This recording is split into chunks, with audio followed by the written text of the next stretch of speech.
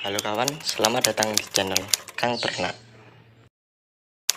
Kami selaku admin dari channel Kang Ternak ingin menyampaikan bahwa dimohon bagi para penonton untuk menyaksikan video dengan baik dan tuntas agar tidak terjadi kesalahpahaman. Selamat menonton.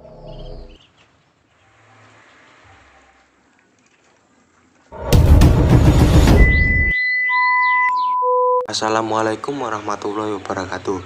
Selamat datang kembali di channel Kang Ternak yang sementara ini masih membahas tentang seputar dari bisnis ternak entok. Semoga kedepannya kita selalu diberi kemudahan dan kelancaran oleh Tuhan Yang Maha Esa. Kita sebagai warga negara Indonesia pasti tidak asing dengan beberapa masakan yang terbuat dari entok, atau bahkan orang luar negeri pun juga mengenal entok, namun dengan istilah Muscovy-duck. Masakan entok semakin banyak variasi, dan yang paling terkenal di Indonesia adalah rica-rica entok. Selain rica-rica entok, masih banyak lagi makanan yang terbuat dari bahan daging entok. Seiring berkembangnya zaman dan menambahnya populasi, banyak permintaan akan daging entok yang harus dipenuhi. Untuk sukses dalam berbisnis peternakan entok ini masih cukup besar. Untuk hal-hal yang harus diperhatikan dalam peternakan entok adalah sebagai berikut. Yang pertama, pemilihan anakan entok. Dalam pembesaran entok sangat dipengaruhi oleh bibit entok yang berkualitas, yang dapat menunjang semakin cepat tumbuh besarnya dari anakan entok tersebut.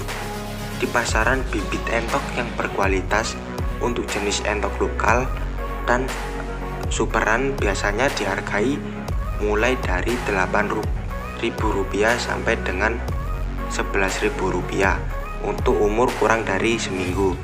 Namun, harga ini juga tergantung pada daerah masing-masing, teman-teman. Kedua, penyiapan kandang. Entok yang masih berumur kurang dari 2 minggu masih membutuhkan suhu ruangan yang hangat.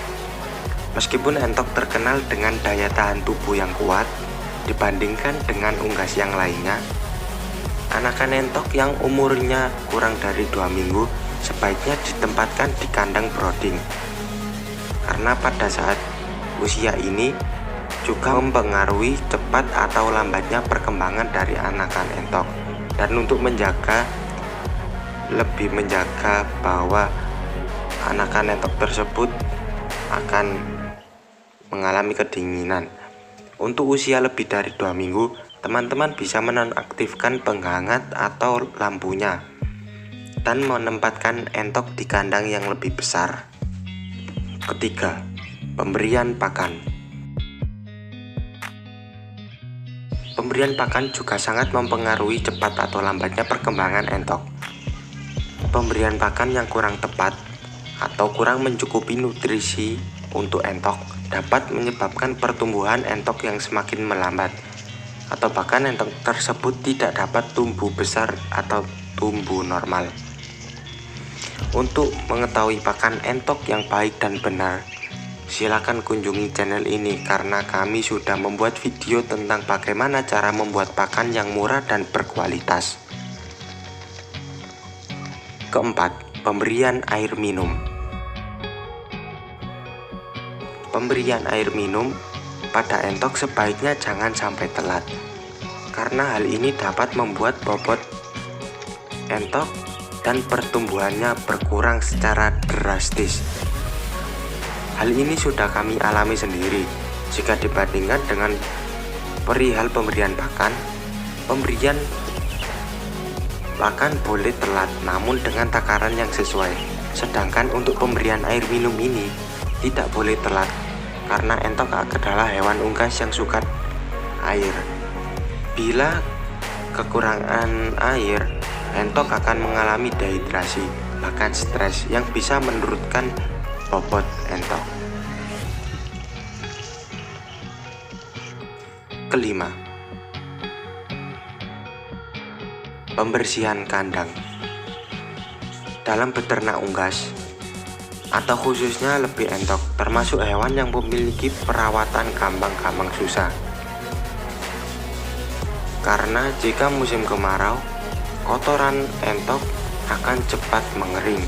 Sedangkan pada saat musim hujan, kotoran entok akan cenderung lebih sulit untuk mengering.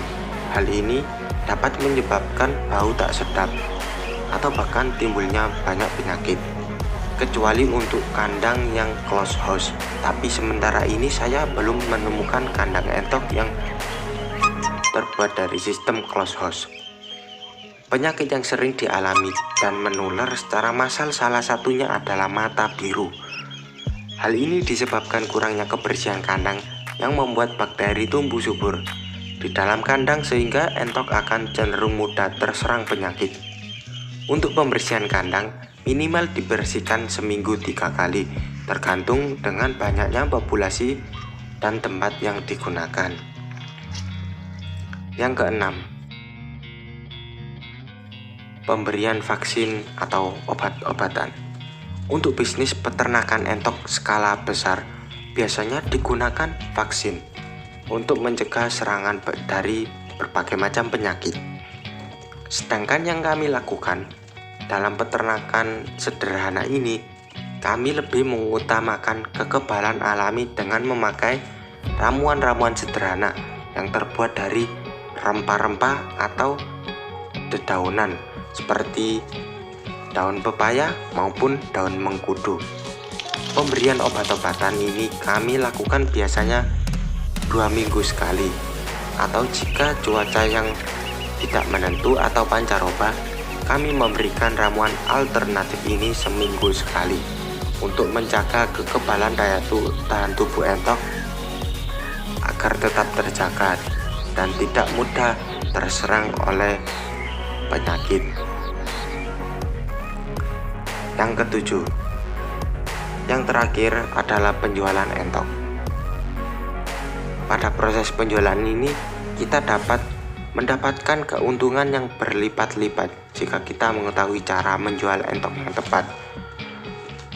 Untuk penjualan entok yang tepat adalah menurut saya menjadikan entok tersebut menjadi sebuah produk atau masakan yang mempunyai nilai harga jual yang lebih tinggi jika dibandingkan dengan menjual entok tersebut secara hidup atau secara masih utuh. Untuk mengetahui cara menjual entok yang tepat, untuk pembahasan itu akan saya buatkan video pembahasan versi lengkapnya. Simak terus channel ini agar tidak akan ketinggalan video-video terbaru yang menambah ilmu tentang seputar dunia peternakan. Terima kasih atas kunjungan teman-teman sekalian yang telah menonton video dari awal hingga akhir. Sekian dulu dari pembahasan ini, sampai ketemu di pembahasan selanjutnya.